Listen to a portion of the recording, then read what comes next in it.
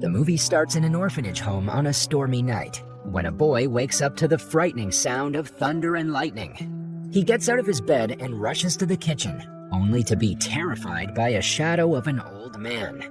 Next, they're seated in a lounge room, and the old man, whose name is Remi, starts telling a story about his childhood. As the old man narrates the story, the movie shifts to a small French village named Chavanon, where Remi lives with his mother. His father Jerome works in Paris. Remi has a cow named Rosette, whom he loves the most. The boy is living happily with his mother, but difficulties soon arrive when they get a letter from the father. Jerome has had an accident at work and was sued. In order to pay the lawsuit money, Remi's mother has to send all of their savings and even sell Remi's cow Rosette, the main source of income. Remi is devastated to let go of his cow to a cruel neighbor who often tortures Rosette. Thus, he visits her every night at the neighbor's shed. One night, Remi is caught by his neighbor, so he immediately rushes to his home. When he arrives, he sees that his father Jerome has unexpectedly returned from Paris. Jerome is bitter and penniless, having lost his trial. Additionally, he isn't happy to see the boy. He starts to scold his wife for still keeping the boy at their house, as he's now become too much of a burden, considering their financial situation. Jerome insists they give Remi to the orphanage. From their conversation, we realize that Remi is a foundling, someone who was abandoned by their parents as an infant. Later, Remi's mother tells him his backstory. 10 years ago, Jerome was on his way to work in Paris when he saw an infant at the church door. The infant was wearing very fine clothes, so Jerome guessed that his parents are rich. He then decided to take care of the child, hoping to get a good reward afterward. He took the child home to his wife and named him Remi. The mother adds that they still have Remi's blanket that they found alongside him, hoping that his biological parents will be able to identify him with it. Remi is scared as he doesn't want to go to the orphanage. His adoptive mother tells him that she won't let that happen. The following day, Remi wakes up to the good news that his adoptive parents have decided to go to the town hall and ask the mayor for money for having raised Remi this whole time. This way, they can get the finances they need and Remi doesn't have to go to the orphanage. Elated, Remi leaves with Jerome to go to the town hall. But to his surprise, they are not going to meet the mayor. Jerome had lied to his wife about the town hall so that she would let him take Remi away. Realizing that he's being taken to the orphanage, Remi runs away. Jerome insists the whole town chase the little boy until they end up in a bar. The commotion is interrupted by a traveling artist, Vitalis, and his troupe, consisting of a performing dog named Cappy and a monkey called Lovely Heart. When Vitalis learns of Remi's situation, he offers to rent the boy for a year with Jerome. Desperate for money, Jerome gladly agrees with the arrangement. The movie shifts back to the present, where the old Remi is surrounded by more children who are interested in hearing his story. In the next scene, Remi leaves his childhood home without even a chance to say goodbye to his foster mother, who would have done anything to prevent the transaction, and starts a journey on the roads of France. Vitalis is a kind man, certainly better company than Jerome, and teaches Remi to sing, play the harp, and read as well.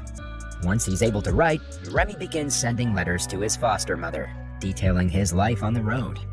Remi also learns that Vitalis used to be a great violinist back in his days.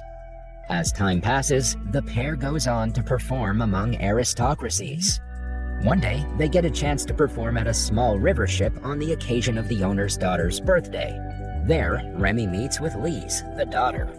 Lise has a rare condition of coxalgia, because of which she's wheelchair-bound. The two kids quickly form a bond, and Lise's mother is happy that her daughter finally has someone to play with.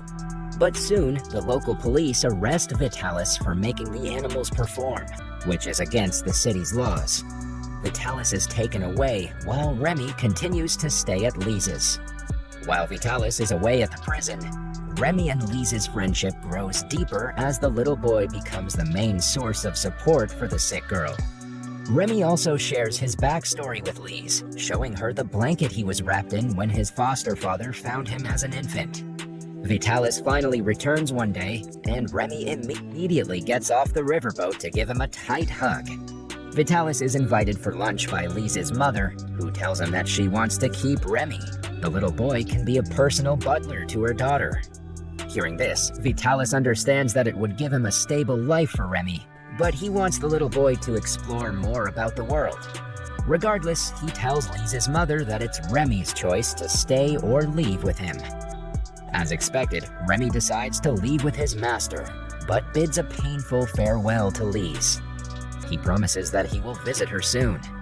In the next scene, we see Vitalis and his troupe exploring France as they sing, dance, and perform to fend for themselves. However, tragedy soon arrives, when one night they're attacked by wolves in the woods. Lovely Heart is fatally injured, so they spend the night at an inn nearby. The doctor says that the monkey doesn't have much time left to live. He also diagnoses Vitalis with tuberculosis, as he has been coughing blood throughout the journey. But the old man doesn't reveal the illness to Remi. Since they do not have enough money to pay for the room and treat Lovely Heart, Vitalis decides to put on a show, hoping that the hotel guests will give them a reward. Later that evening, as the guests are seated for the show, Vitalis plays a violin and unveils his exceptional skill. He is proudly applauded by his audience and is also able to gather some money. As Vitalis and Remi are collecting their silver shillings, a young woman approaches them. She tells Vitalis that his performance was similar to a show she attended as a child, where a renowned violinist performed. Realizing that the woman might have guessed his true identity, Vitalis tells her that he's just a mere performer who's picked up some skills from famous people.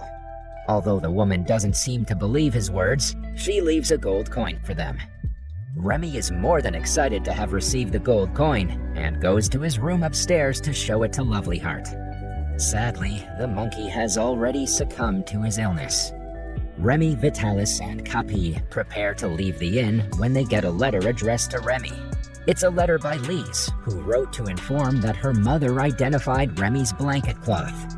The material is only owned by the aristocracies of London, so she sent letters to her friends, hoping to find Remi's parents. A barrister named James Milligan replied back, stating that he knows Remi's parents. Remi jumps in joy when he finishes reading the letter. Wasting no time, he, his master, and Capi set out to meet James Milligan. In the next scene, we see that our heroes are seated in a meeting with the barrister, who examines Remi's blanket cloth and confirms that he is indeed the child he was looking for. James informs Remi and Vitalis that Remi is the long-lost son of the Dorsel family. The barrister then takes the pair to Remi's supposed family home. There, Remi meets with his parents, who are overjoyed to see him. Later, the Dorsels reveal that Remi was taken away as an infant by a woman who wanted to take revenge on them. Apparently, Mr. Dorsel was having an affair with the woman, but when she found out that he was married and his wife was expecting a child, she set up an evil plan to take away their baby. Vitalis isn't very convinced of the story, as he knows that Remi's foster father had made it clear he had seen a man leaving the infant in a casket, not a woman. Mr. Dorsel remains silent for a while, but James fills in, saying that the man could be an accomplice. Vitalis and Remi then bid a bitter farewell to each other. Before he's attended by James's carriage, the barrister provides some money to Vitalis for caring for Remi all this time. Once his master's gone, Remi runs upstairs to his bed and weeps bitterly. He wakes up in the middle of the night as water drips from the ceiling. He takes a lantern and goes outside to see that it started snowing. Slowly, Remi looks around his new home, but nothing feels right to him. He notices a cupboard, and when he unlocks it, he sees something dreadful. There are gold-plated human teeth, as well as numerous watches that seem to have been stolen from other people. Remi is quick enough to realize that the Dorsels aren't his real parents. When he prepares to run away, Mrs. Dorsel arrives just in time to give the poor child a nightmarish threat. Remi manages to escape to the front door, only to be stopped by James and his men. He tells them that the Dorsels aren't his family, but it seems like James already knows of this, So he shoves the boy inside instead as he and his men wait outside for the job to be done. Once inside, Mrs. Dorsell orders her husband to kill the boy, as that was what they were assigned for by James Milligan. As Mr. Dorsell raises a hammer to slam the boy, Vitalis and his dog Capi arrive just in time to save Remi. While Capi manages to grab the Dorsell's son by his neck, Vitalis incapacitates Mr. Dorsell and demands an explanation. It's then revealed that James Milligan is Remi's real uncle, who is due for an inheritance since Remi's biological father died. But when he found out that Remi was still alive, he didn't want to risk the inheritance, so he ordered the Dorsells to get rid of the child. However, this wasn't the only time James had ordered to kill Remi. 10 years ago, he was the same man who ordered that infant Remi be killed. However, Mr. Dorsell couldn't kill an innocent child, so he had left baby Remi at the church. Grabbing him by the neck, Vitalis demands to know about Remi's mother. Mr. Dorsell reluctantly reveals Mrs. Milligan's address. Vitalis and Remi quickly leave the Dorsell's home to look for Remi's mother. But they're still faced with a great challenge ahead when it starts to snow profusely. The road is filled with snow, and to make things worse, Remi falls ill on the way. Vitalis manages to carry his little boy as he shields them through a snowstorm. The pair, along with Capi, take a rest near a shed for the night. But Vitalis's health is also worsening. Remi wakes up the following morning, held tight in his master's arms. But when he tries to wake up Vitalis, he shows no sign of movement. Remi begins to wail, which alerts some security guards nearby. In the next scene, Remi opens his eyes to find himself tucked in a warm blanket. He looks around and sees a woman standing next to him. She asks about his health and informs him that Remi's master didn't survive. Devastated, Remi begins to weep once again as the master was the only family he had left. The woman then asks her servants to look after the boy properly. She heads outside to find James Milligan in her lounge room. Turns out that the woman is Mrs. Milligan, Remi's biological mother. But she doesn't know that Remi is her son. Not surprisingly, James doesn't reveal the boy's identity and demands to take him away. Mrs. Milligan informs him that the boy can only be taken once he's back on his feet. Meanwhile, one of the servants goes through Remi's belongings and finds a paper. She shows it to Mrs. Milligan, and this is when Mrs. Milligan learns the truth about her son. Remi later wakes up and visits Mrs. Milligan, who confronts him about his past. The paper she found earlier had a song lyric that Mrs. Milligan's mother would sing to her when she was a child. And when she had Remi, she too would sing the song to him as a lullaby. It turns out that Remi somehow had the song engraved in his mind unconsciously and would sing it when he performed with his master and the troupe. The mother and son finally embrace with a tight hug. The movie then shifts back to the present, as the now old Remi finishes telling his story to the children. They inquire about what happened to his uncle, James Milligan. Remi replies that his uncle was taken into custody and later abandoned from England. Vitalis was given a proper funeral, and Remi also visited his foster mother. After his foster father, Jerome, died, she moved in with Remi, and with the help of his foster mother, he opened an orphanage that houses the current children.